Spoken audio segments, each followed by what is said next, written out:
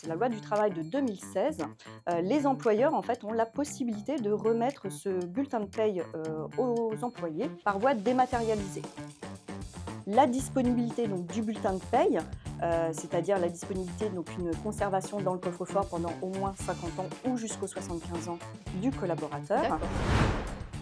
Bonjour à tous et bienvenue dans le nouvel épisode de l'humain à cœur du digital. Aujourd'hui, nous avons avec nous Nadia. Salut Nadia. Salut Marine, Tu vas bien? très bien et toi? Très bien, merci. Aujourd'hui, nous allons parler d'un sujet digital RH qui est le bulletin de paye. Mais avant de parler du bulletin de paye, est-ce que tu peux un petit peu te présenter? Oui, tout à fait. Donc, je suis Nadia Tardy, je suis consultante en solutions de ressources humaines au sein d'OCI depuis maintenant 5 ans. Ok, super. Et donc, tu étais aussi ancienne chargée RH? Voilà, exactement. Donc, j'étais pendant plus de 20 ans voilà, dans différents secteurs d'activité, toujours dans le domaine des ressources humaines. Ok, donc une bonne expérience pour parler du sujet du jour. Exactement. Super. Alors, on va commencer par tout d'abord définir le bulletin de paye, si tu es d'accord? Oui, bien sûr. Allez. Donc, le bulletin de paye, en fait, c'est un document qui est officiel et obligatoire, qui est émis par l'employeur et qui doit remettre à chaque fin de période de paye donc, aux collaborateurs. Donc, dans ce document, on va retrouver donc, le salaire brut donc, du Mhm. collaborateur, les éventuelles retenues et également donc, tout ce qui est cotisation sociale. Le format en fait du bulletin de paye peut être sous 2 formats, le format papier et Mhm. également le format donc électronique. On appelle, du coup le bulletin de paye, dématérialisé, qui respecte du coup exactement les mêmes, exigences que le format papier. D'accord et donc finalement, le bulletin de paie électronique, est-ce qu'il est obligatoire ou pas du tout? Alors le bulletin de paye, électronique n'est pas obligatoire. Aujourd'hui, donc depuis la loi de El Khomri, donc c'est la loi du travail de 2016, les employeurs en fait ont la possibilité de remettre ce bulletin de paye, aux employés, Mmh. par voie dématérialisée. Mais il n'y a pas d'obligation en fait en la matière. Par contre, ils doivent obligatoirement prévenir donc, les salariés de la mise en place en fait de ce bulletin de paye D'accord. et par défaut, les salariés en fait acceptent. Par contre, ils ont un droit d'opposition, c'est-à-dire que s'ils veulent conserver leur bulletin de paye en version papier, ils doivent effectivement, l'indiquer donc, à leur employeur. Ils ont tout à fait le droit de dire qu'ils ne sont pas d'accord avec le format Voilà, c'est dématérialisé. ce qu'on appelle le droit d'opposition. Ils peuvent tout à fait conserver le bulletin papier et refuser le bulletin de paye, électronique. Tout à fait. D'accord et pour ceux du coup qui sont intéressés par le bulletin de paie dématérialisé, comment ça se passe? Comment ils vont, récupérer finalement ce bulletin de paie? Alors, le bulletin de paye dématérialisé, en fait, l'employeur va le déposer dans ce qu'on appelle un coffre-fort électronique. OK. Ce qui va permettre donc du coup à l'employé de se connecter à ce coffre-fort électronique. Donc c'est un coffre-fort vraiment qui est personnel, qui appartient uniquement aux salariés, où il pourra du coup retrouver son bulletin de paye électronique dedans. Le coffre-fort en fait, il va pouvoir également, permettre d'archiver, de stocker, de classer également d'autres documents, hormis en fait le bulletin de paie. Et en termes de sécurité finalement, comment ça se passe? Est-ce que chaque collaborateur a son accès, privé si je puis dire ou? Oui, voilà, exactement. En fait, un coffre-fort, ça appartient qu'aux salariés. Donc, il y a que lui, en fait, qui a accès. Son employeur n'a pas du tout accès. OK. Il peut simplement envoyer donc les bulletins et éventuellement d'autres documents RH dans le coffre-fort, mais seul le salarié peut accéder et consulter en fait à son coffre-fort. D'accord. Finalement, on vient de discuter ensemble de comment les collaborateurs vont pouvoir, récupérer leur bulletin de paye. Mais est-ce que tu peux un petit peu nous remettre le contexte, c'est-à-dire qu'est-ce qu'un coffre-fort numérique finalement? Alors, un coffre-fort numérique, en fait, c'est un espace de stockage donc, numérique qui est hautement sécurisé. Donc l'employeur va pouvoir déposer dedans, donc les bulletins de paye des collaborateurs et pour ce faire, pour que le bulletin de paye, soit dématérialisé, l'employeur doit respecter 4 règles. C'est-à-dire, ça va être la confidentialité, donc avec un accès sécurisé donc au coffre-fort, Mmh. la disponibilité donc du bulletin de paye, c'est-à-dire la disponibilité, donc une conservation dans le coffre-fort pendant au moins 50 ans ou jusqu'aux 75 ans du collaborateur. D'accord.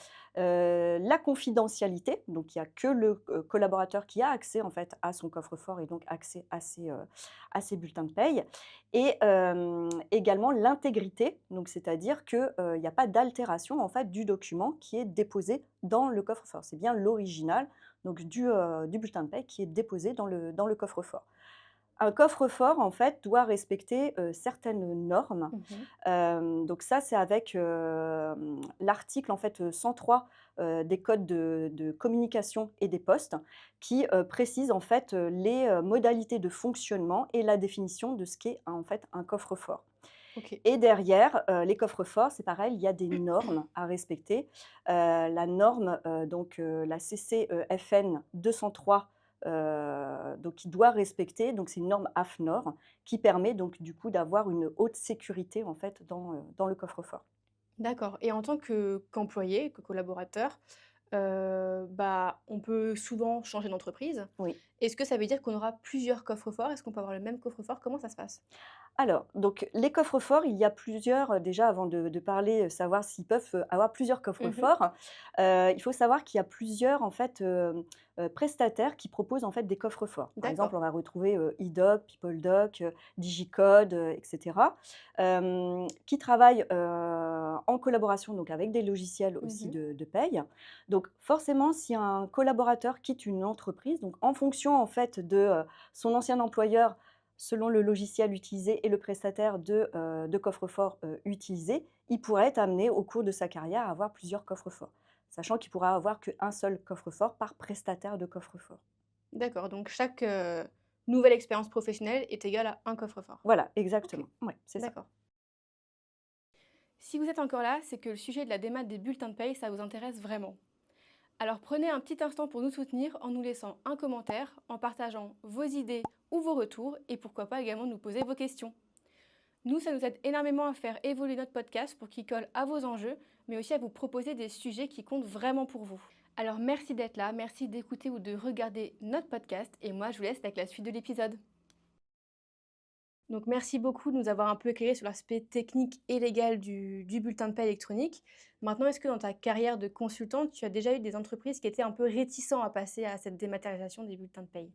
Oui, bien sûr, j'ai déjà rencontré effectivement des clients qui étaient réticents puisque, comme le salarié en fait a ce droit d'opposition à la dématérialisation de son bulletin, de ce fait, en fait, certains employeurs se disent: «Ben, peut-être que tous les collaborateurs vont refuser». Donc OK, là, il y a vraiment, en fait, un accompagnement, à faire, donc de la part de l'employeur auprès des collaborateurs pour bien leur expliquer en quoi consiste le bulletin de paie et les avantages qu'ils vont, donc en retirer. Bien entendu, nous, on est aussi là pour, en tant que moi consultante, je suis également là pour accompagner mes clients, justement pour bien communiquer auprès donc des salariés pour vanter donc tous les mérites du bulletin de paie électronique. À côté de ça, également quand on parle de dématérialisation, forcément on va parler également de sécurité. bien sûr. Donc là on a pu voir juste avant en fait avec le coffre-fort donc qui est, très sécurisé. Ça permet en fait, c'est beaucoup plus sécurisé en fait d'avoir un bulletin de paie dématérialisé que papier, puisque ça va permettre d'éviter effectivement, tout ce qui est perte, vol également donc de son bulletin, et également si on a un dégât des eaux ou, même un incendie, au moins dans le coffre-fort, voilà, on va pouvoir conserver sur une longue durée donc ces documents-là. D'autre part, lorsque l'employeur va mettre un nouvel outil, au sein donc de son organisation, le service RH, pareil, ça va changer son organisation, son OK. fonctionnement. Donc c'est pareil, il va falloir accompagner donc le service, RH dans l'utilisation donc de ce nouvel outil. Donc là, c'est pareil, moi en tant que consultante, je suis également là donc pour accompagner le service RH donc dans la prise en main, du nouvel outil. OK, et tu parlais avant des mérites du coup du bulletin de paie électronique. Est-ce que tu peux nous en dire un peu plus davantage sur, tout simplement les avantages du bulletin de paie électronique? Alors, les avantages donc du bulletin de paie électronique, c'est-à-dire qu'on va pouvoir retrouver à tout moment, sur absolument tous les supports, donc notre bulletin de paie donc qui est stocké donc dans notre, coffre-fort. OK, Donc ça peut faciliter notamment, tout ce qui est démarches administratives puisque, grâce au coffre-fort, on va pouvoir, également partager des documents qui sont stockés dedans avec des personnes, tierces. Par exemple, avec le banquier, s'il nous demande, voilà, nos derniers bulletins de paie ou, un relevé, d'identité bancaire ou autres documents qui sont stockés, on peut faire du partage, comme ça. Ça permet, comme je le disais juste avant aussi d'éviter de perdre, voilà, donc, nos documents. On va pouvoir retrouver, également donc, ces documents pendant une longue période, hein, donc, jusqu'à, la liquidation donc de notre retraite, hein, donc Mmh. soit pendant 50 ans ou jusqu'à nos 75 ans. Ça permet donc, également du côté employeur donc de, diminuer en fait, ses coûts d'impression puisqu'il y a plus d'impression en papier, donc ça va diminuer donc à la fois le papier, les coûts d'impression, la mise sous pli également. Donc le temps perdu, par le service RH à faire de Mmh. la mise sous pli et de la distribution. Oui, bien Donc sûr. là, en un simple clic, voilà, les bulletins de paie, en fait, sont distribués dans les coffres-forts. Ça permet, également d'être, conforme avec, la législation en matière D'accord. donc de dématérialisation et d'autre part, ça permet aussi d'avoir une bonne image de l'entreprise, hein, une image, bah, digitale et aussi qui respecte, les normes environnementales. Donc finalement, la démat des bulletins de paye, ça permet un gain de sécurité, de coût, de temps et c'est plutôt enfin en tout cas de la façon dont tu me l'expliques, c'est assez simple d'utilisation. Juste avant, tu nous as présenté les avantages, des bulletins de paye dématérialisés. Est-ce que tu peux nous donner un petit peu tes conseils, tes astuces pour justement mettre ça en place? Alors moi, ce que je conseillerais donc en fait, à mes clients, c'est, tout d'abord donc déjà de choisir, une solution qui respecte en fait toute la législation qu'on a pu, D'accord. parler, auparavant, donc avec toutes les normes de sécurité. Ensuite également donc de choisir un prestataire qui va les accompagner donc, dans, cette, transformation digitale, donc qui va les accompagner aussi bien dans la communication auprès de leurs collaborateurs et également donc, les accompagner dans, la mise en place donc de ce bulletin de paie, électronique. Ensuite, il faudra qu'ils, préviennent, leur CSE puisque à partir du moment où ils vont mettre en place un nouvel outil, informatique au sein de leur entreprise, ils sont obligés donc de consulter donc le CSE. Prévenir bien entendu donc les collaborateurs de la mise en place en fait, des bulletins de paie dématérialisés avec également, ce droit d'opposition et en fait, c'est tout ce qu'il y a à faire. Donc c'est très, très simple en fait dans la mise en place. C'est très rapide donc dans la mise en place de la digitalisation donc des bulletins de paie. En tout cas, ce qui compte, c'est d'être finalement juste très bien accompagné par son prestataire. Voilà, exactement et donc nous chez OCI effectivement, on accompagne, hein, vraiment, du début jusqu'à la fin donc nos clients donc dans la mise en place donc de ces outils de dématérialisation des bulletins. Bah, écoute, merci beaucoup Nadia pour tes conseils et ta présence aujourd'hui. Merci de nous avoir éclairés sur ce sujet qui peut être parfois un petit peu, réticent pour certaines entreprises. En tout cas, on y voit pour ma part, j'y vois en tout cas beaucoup plus clair. Donc merci pour ta présence et nous, on se dit à la prochaine pour un nouvel épisode de L'humain à cœur du digital. Salut Nadia! Salut Marine! Vous avez apprécié ce moment? Alors laissez-nous un commentaire, un avis ou partagez cet épisode autour de vous. Et nous, on se dit à très bientôt pour un nouvel épisode de L'humain à cœur du digital.